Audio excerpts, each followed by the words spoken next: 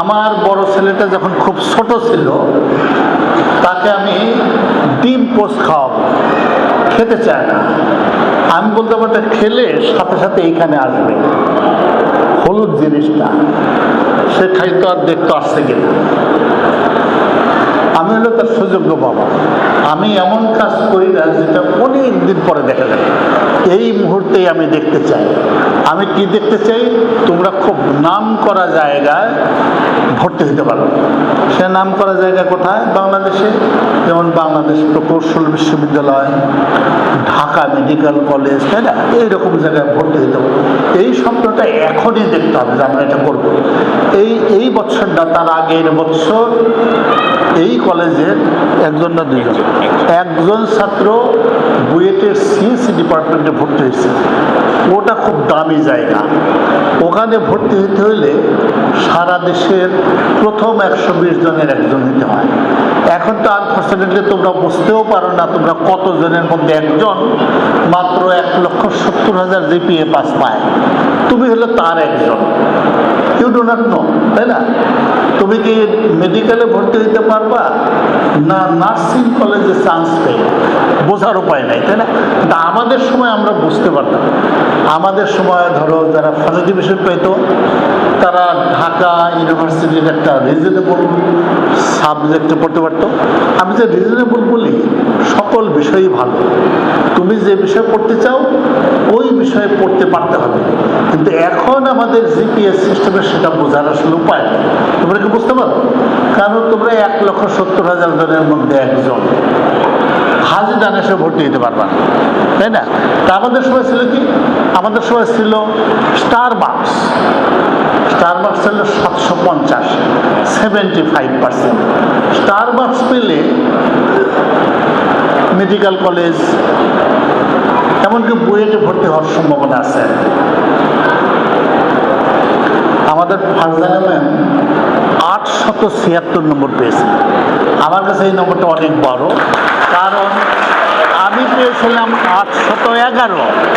কিন্তু এই যে স্টারবাকস, এটাও কিন্তু তোমাকে নিশ্চিত করবে না যে তুমি বুয়েটে ভর্তি হতে পারবে। একটা সম্ভাবনা আছে, কারণ খুব বেশি ছাত্রছাত্রী স্টারবাকস পেত না। আর তুমি যদি স্ট্যান্ড করো, মোটামুটি শিওর যা ভর্তি হতে চাও সেখানে ভর্তি হতে পারো। স্ট্যান্ড করা মানে তো তোমরা আবার জানো না, তাই না? তোমরা কি জানো? তোমাদের আমরা জানতে দিইনি। বোর্ডে টপ 20 জন ছাত্র, তাদের নাম ছাপার হরফে দৈনিক, জাতীয় দৈনিকে উঠত। কেমন? ওইখানে আমাদের নাম দেখার জন্য হাজার হাজার ছাত্র চেষ্টা করত ওই তালিকায় ঢোকার জন্য। সবার নাম তো আসতো না, আসতে হলে 20 জনের নাম। অন্যরাও কিন্তু প্রায় সমানে সমান। ভেরি আনফর্চুনেটলি বাংলাদেশে আমরা জিপিএস সিস্টেম প্রবর্তন করার ফলে তোমরা তোমাদের নিজের পজিশন সম্পর্কে খুব নিশ্চিত না। এই জিপিএ পাস তোমাকে কত দূর নিয়ে যাবে। তুমি হয়তো ইসলামের ইতিহাসে ভর্তি হওয়ার চান্স পাইবা।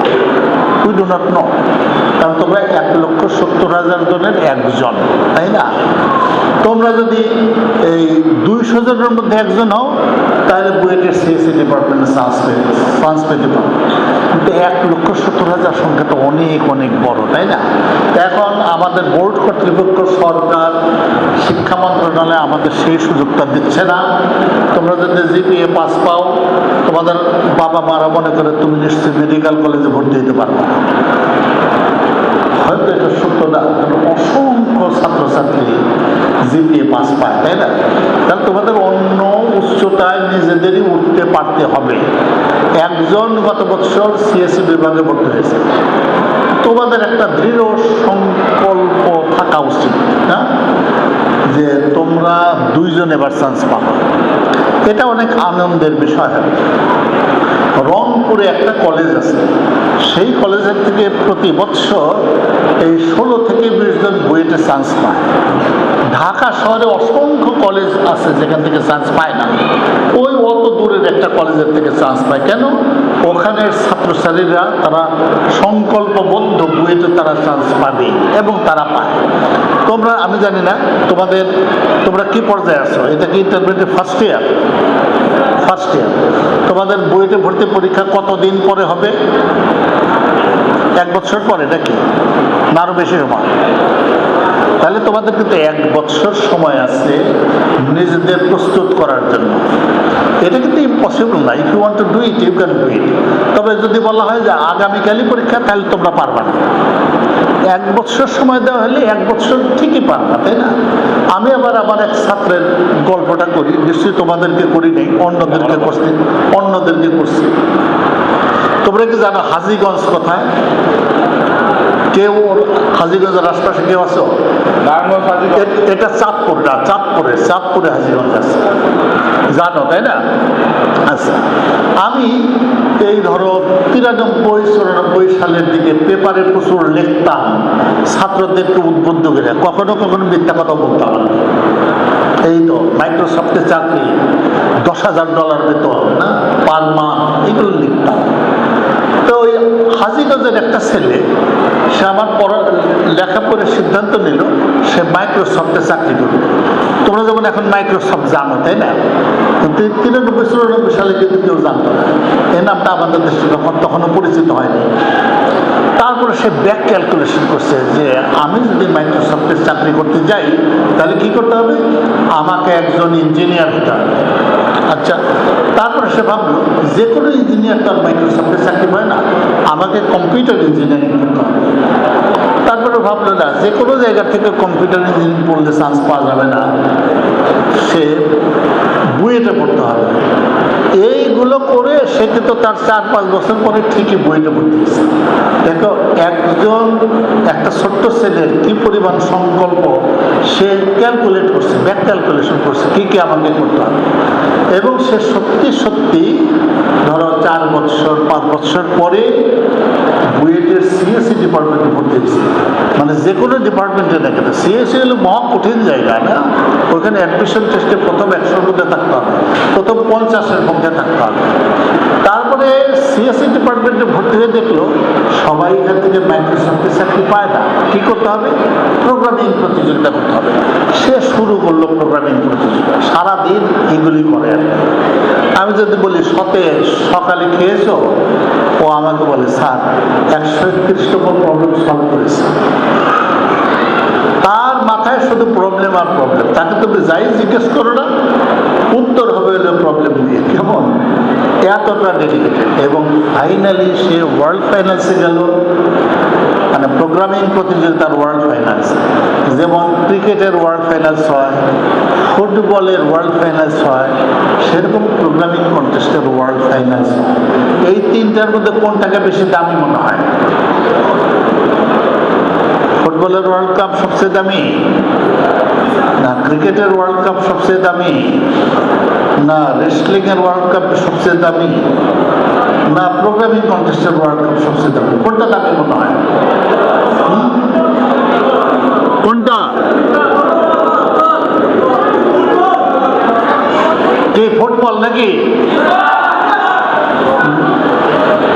সৃষ্টির শ্রেষ্ঠ জীবের জন্য সবচেয়ে গুরুত্বপূর্ণ হলো মাথার কাজ, সেটা হলো প্রোগ্রামিং কন্টেস্ট। বুঝলা? ফুটবল, ক্রিকেট, হাডুডু না, সৃষ্টির শ্রেষ্ঠ জীবের প্রোগ্রামিং কন্টেস্ট। ওই ছেলেটা প্রোগ্রামিং কন্টেস্টের ওয়ার্ল্ড ফাইনালসে গেল এবং সে মাইক্রোসফটের চাকরি করল। লক্ষ্য হইতে হবে এই রকম, তোমরা নিজেরা সিদ্ধান্ত নিবা তোমরা কি হইতে চাও এবং সেটা হয়ে ছাড়বা। এটা অনেক অনেক আনন্দের ব্যাপার। আমি যা চাই আমি তাই করতে পারি, এই রকম হইতে হবে। তা আমি খুবই খুশি হব তোমরা যদি এইরকম দৃঢ়পনা হও। তোমাদেরকে এই কম্পিউটার সায়েন্সে পড়তে হবে এমন না, বুয়েটেই ভর্তি হইতে হবে এমন না, তোমরা ইকোনমিক্সে পড়তে পারো, অন্য যে কোনো বিষয় পড়তে পারো, কিন্তু যেটা পড়তে চাইবা ওইটা পড়তে হবে। এখানে হলো আনন্দের বিষয়। এবং কি হবে, তোমরা যদি এইরকম মনে করো বইতেই ভর্তি হইলাম, তাহলে তোমাদের পরবর্তীতে যে ছোট ভাই বোনেরা আসবে ওরাও কিন্তু একটা আত্মবিশ্বাস পাবে, তোমরা ভর্তি হয়েছো আমরাও পারবো। তাহলে তুমি অন্যদেরকে উজ্জীবিতও করতে পারবে। এটা খুবই খুবই গুরুত্বপূর্ণ। তোমাদেরকে অবশ্যই অনেক বেশি যোগ্য নাগরিক হতে হবে। তুমি যদি তোমার জীবন চালাতে না পারো তাহলে দেশ চালাবে কি করে? দেশ চালাতে পারবে না। তোমার নিজের জীবন চালাতে পারতে হবে, খুব ভালোভাবে চালাতে পারতে হবে, অনুকরণীয় উদাহরণ হতে হবে অন্যের সামনে। তোমাকে দেখে অন্যরা বলবে ঠিক আমি এইরকম হতে চাই, ঠিক ওই রকম হইতে হবে, কেমন? তারপর তো তুমি দেশ চালাতে পারো, নট বিফোর দ্যাট। আগে নিজেকে চালাতে হবে। সুতরাং কিছুক্ষণ আগে আমি আসছিলাম, একটা ছেলের সাথে কথা হলো, তার নাম হলো ফারহান। ফারহান হলে MIT-তে পড়ে, আমাদের দেশে ছিল, কিছুদিন আগে MIT-তে গেছে। সেই রকম IOI করতো, ইনফরমেটিক্স অলিম্পিয়াড করতো, প্রোগ্রামিং প্রতিযোগিতা করতো, সরাসরি MIT। ওকে তো বুয়েটে অ্যাডমিশন টেস্টে দেয় নাই। বইটা তো আমরা এমনি ভর্তি করবো না, তাকে অ্যাডমিশন টেস্ট দিতে হবে, প্রথম দিকে থাকতে হবে, তাহলে সে ভর্তি দিতে পারবে। আর MIT-র অথরিটি এত বোকা, এই ফারহানকে এমনি ভর্তি করে দিল, ওরা কোনো টেস্ট নিল না। অনেক আনন্দের ব্যাপার না?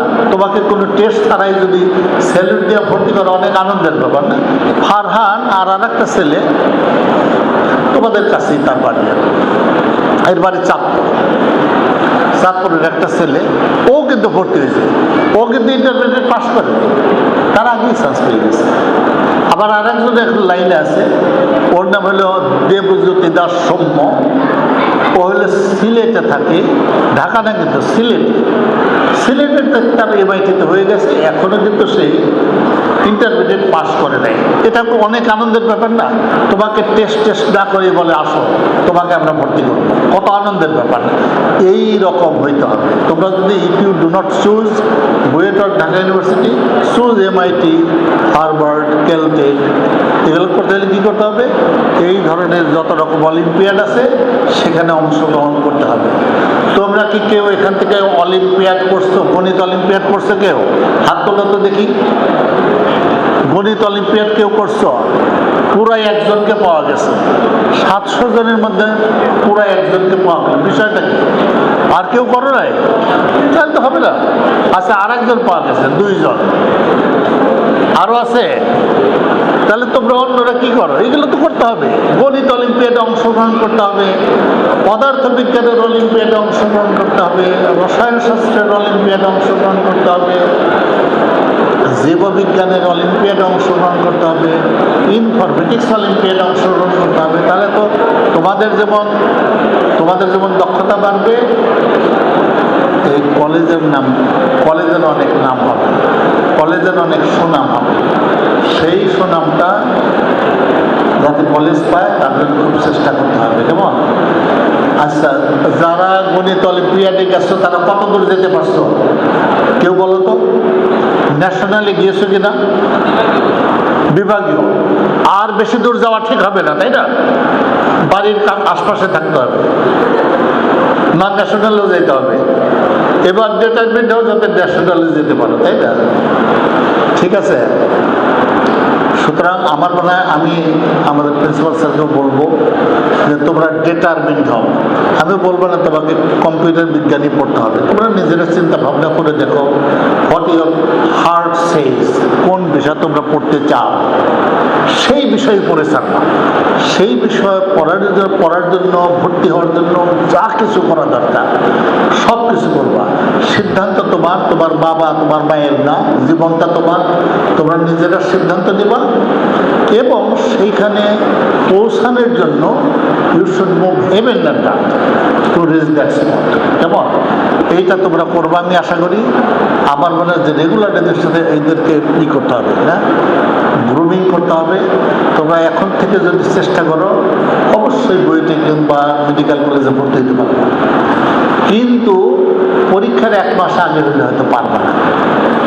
This is the right time. এখনই ঝাঁপায় পড়তে হবে।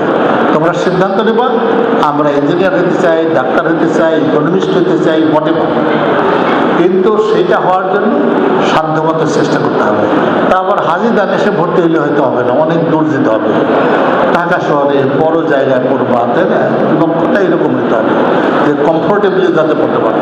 ঢাকায় থাকো, তোমার হয়তো চান্স হইল Khulna university of engineering and technology.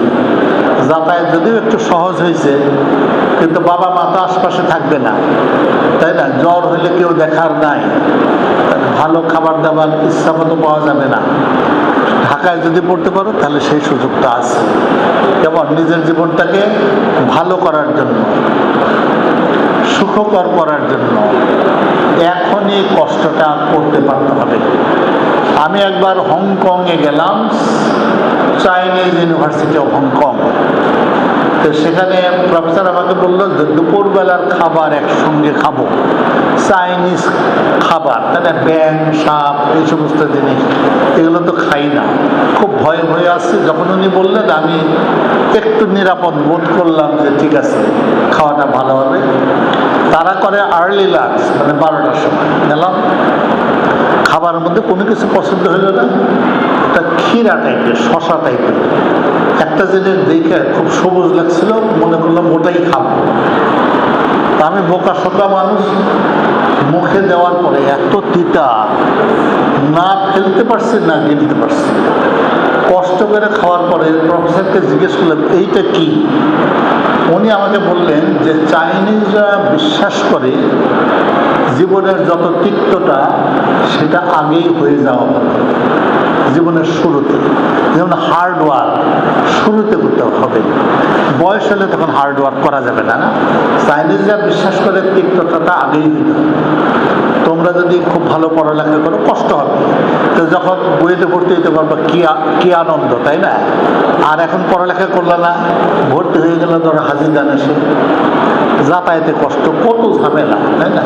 এই ঝামেলাগুলো পোহানোর দরকার নাই। আমার বন্ধুর এক মেয়ে খুব ভালো ছাত্রী, আনফর্চুনেটলি সে বরিশাল মেডিকেল কলেজে ভর্তি হওয়ার সুযোগ পেল। সে তো ঢাকায় থাকে, ঢাকায় ভর্তি হতে চেয়েছে। ওদের যে কী কষ্ট, সবগুলো মেয়ে একসাথে লঞ্চের ওপরে কেবিনে একসাথে তাদের আসতে হয়। খালার বিয়ে, ফুপুর বিয়ে, সেগুলো অ্যাটেন্ড করতে পারে না, ঠিক ওইভাবে আবার একসাথে তাদের যেতে হয়। কেমন এই ঝামেলা হইতো না যদি সে ঢাকা মেডিকেল কলেজে ভর্তি হতে পারতো, তাই না? সুতরাং প্রথমে যে বলে কষ্ট করতে হবে, তোমরা যা চাও সেটা অ্যাটেইন করতে পারতে হবে। আমার মনে হয় আমাদের ছাত্রদেরকে এই জগদীশচন্দ্র বসুর প্রতিষ্ঠান, হ্যাঁ, ওইটা একটু দেখানো দরকার। এরকম একজন মানুষ ছিল, তাই না? নিয়ে যাবে। ঠিক আছে, আমি কি তোমাদের কিছু বোঝাইতে পারলাম কী করতে হবে? কষ্টটা এখনই করতে হবে। তোমার ঢাকা মেডিকেল ভর্তি হইতে হবে না। হোয়াট ইউর হার্ট সেজ, তুমি কী পড়তে চাও, কোথায় পড়তে চাও, এতই যোগ্য হবে ঠিক ওই জায়গাটা যাতে পড়তে পারো। এটার মধ্যে অনেক আনন্দ আছে, তাই না? আমি আর কথা বলবো না, আমি এখানে শেষ করি। আমাদের প্রফেসর ফারজানা আলম, উনি খুব সুন্দর কথা বলেন, অনেক ভালো ভালো কথা বলবেন উনি। তোমরা সবাই মনোযোগ দিয়ে শুনবো, ওকে?